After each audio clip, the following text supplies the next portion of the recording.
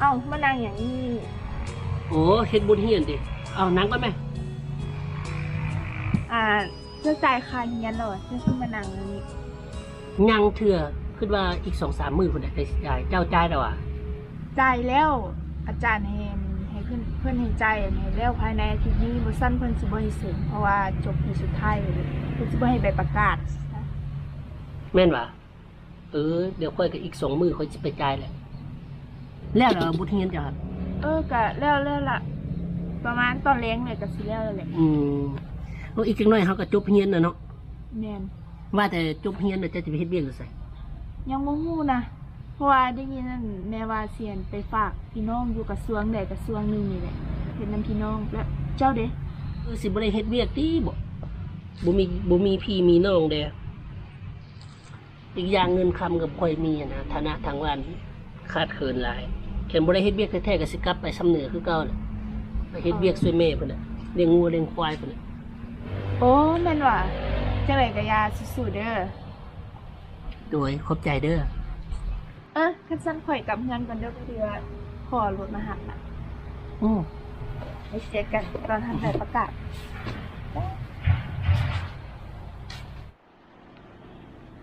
โทรหาแม่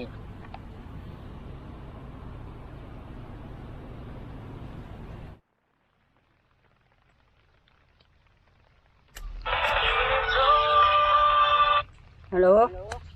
ลแม่วะอันทางโรงเรียนเพิ่นแจ้งว่าอาทิตย์หน้านี่เพิ่นให้จ่ายค่าเทอมได้เพราะว่าผู้ใดบ่จ่ายแล้วแม่นว่าเพิ่นสิบ่ให้รับใบประกาศได้แม่ค่าเทอมมาลูกจักแสน1,700,000เจ้ามื้ออื่นนี่สิบอกให้คนข้างเฮือนนี่ไปโอนให้โดยขอบใจเด้อแม่เด้ออีกอย่างนึงแม่อันค่าห้องลูกได้เดือนนี้กับเดือนแล้วก็ยังบ่ทันได้จ่ายซ้ำนี่เด้อโดยได้โอนมาให้พร้อมกับค่าเทอมนี่เด้อซ้ำนี่เด้อแม่จะเอาลอกไม้ไปขายซ้ำตลาดเขาปิดได้โชคดีเด้อเอาหันเด้อโดยเอาขอบใจ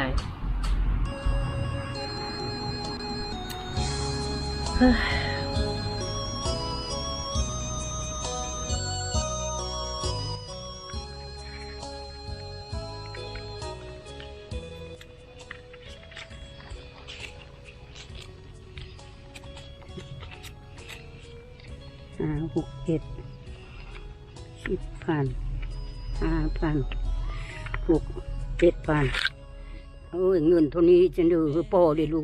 จะเอาสายมาเนาะกินอะไรเนาะอยู่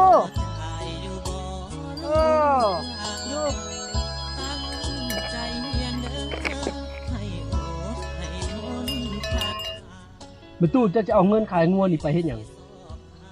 เอาไว้ส่งเบิ่งลูกชายลูกชายเจ้าเฮียนอยู่ในเมืองพุ่นบ่เลย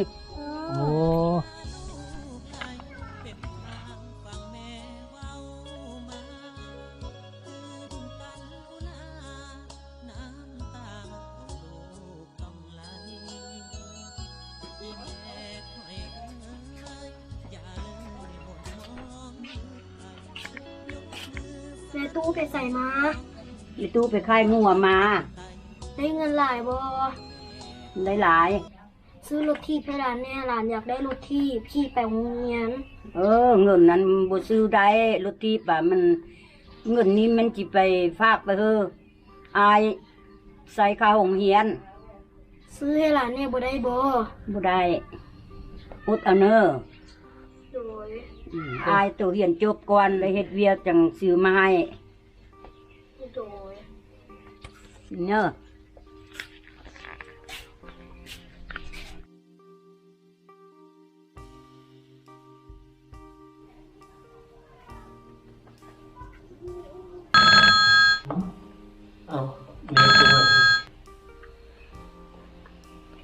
ฮัลโหล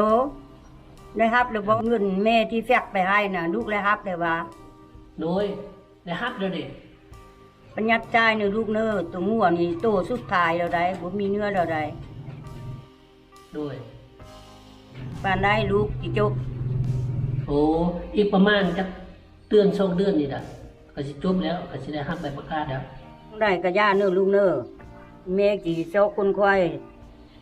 ซอกไปเฮอลูกตึมตั้งเจอเฮียดเน้อเรื่องเงินเรื่องคำนั่นน่ะเป็นบ่มีแม่จีซอกคูซอกยืมเฮอ โดยลูกสิตั้งใจเรียนปริญญาไปภาคอีเมเด้อโดย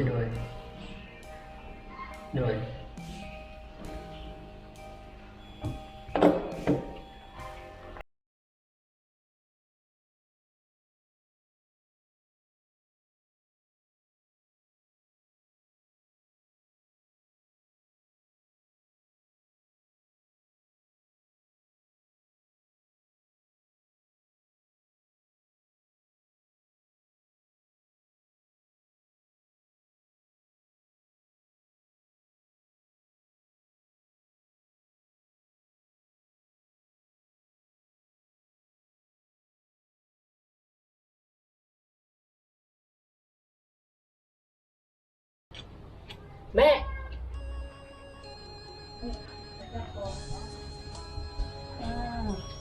ลูกจบแล้วว่า โดยลูกจบเลยดินี่ได้ จบ ใบ แล้ว ประกาศ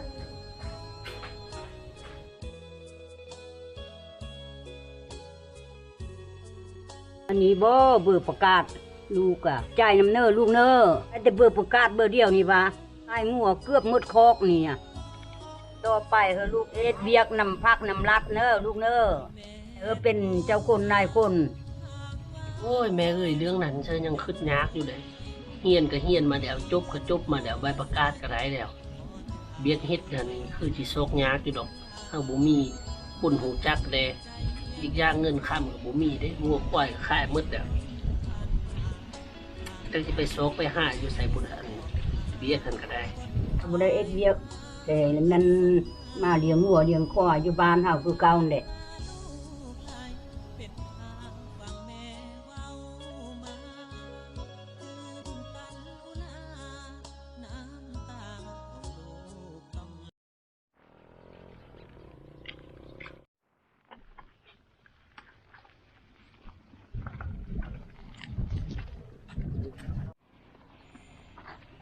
เขาถามเนี่ยเฮียนใส่สมุดทางใด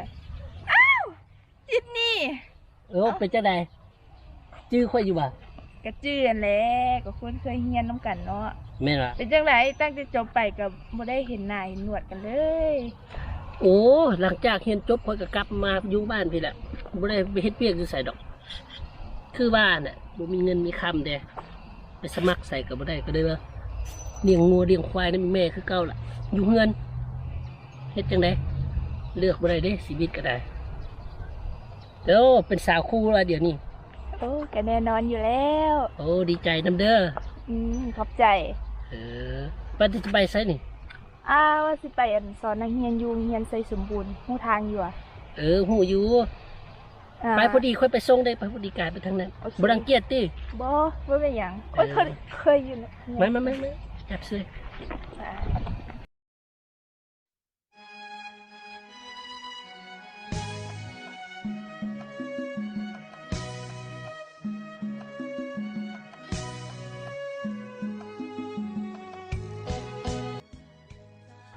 พอทงเฮียนได้สาวครู ขอบใจเด้อ มีโอกาสกับไปดินเฮือนค่อยได้อยู่หัน โอเคพูดละ ค่อยได้อิจฉาเจ้าได้เนาะ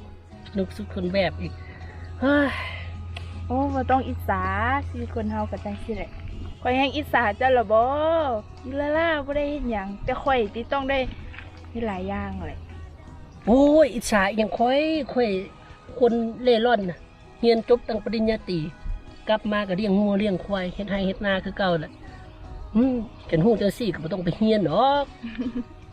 เฮ็ดนาตะกี้แต่สมัยหั่นกันแล้วแหละเสียงงัวเสียงควายเป็นหลายตัวเติบ จังใดก็อย่าสู้ๆเด้อเป็นกำลังใจให้ เจ้าอันดีแล้วเป็นนายของตัวเอง อยากเฮ็ดหยังก็ได้เฮ็ดสิไปไสก็ได้ไปสิเฮ็ดก็เฮ็ดบ่เฮ็ดแล้วก็แล้ว แต่ข่อยนี่ติบ่ได้เฮ็ดแบบนั้นน่ะ เอาจังได๋ก็ขอบใจค่อยจะกลับพยายามจะคิดบวกเอามันยอมรับแล้วตัวว่าตัวเองบ่ได้เฮ็ดเวียก เอาโชคดีเด้อค่อยกลับก่อน โอเคขอบใจ